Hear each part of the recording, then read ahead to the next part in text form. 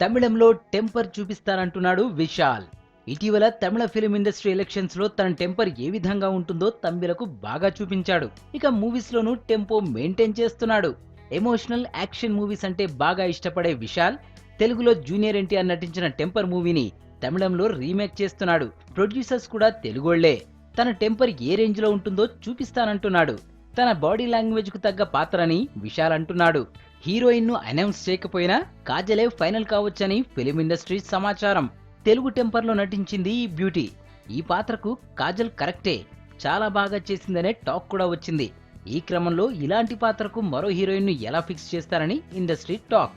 ప్రస్తుతం కాజల్ చేతిలో కూడా పెద్దగా సినిమాలు లేవు, డేట్స్ కూడా ఖాళీగానే ఉన్నాయి. దీనికి తోడు తమిళ ఇండస్ట్రీకి కాజల్ బాగా పరిచయం కూడా, ఎన్నో సినిమాలు కూడా చేసింది. ఈ క్రమంలోనే కాజల్ ఫైనల్ కావచ్చని తెలుస్తోంది. సో విశాల్ టెంపర్ ఏ రేంజ్ లో ఉంటుందో చూడాలి.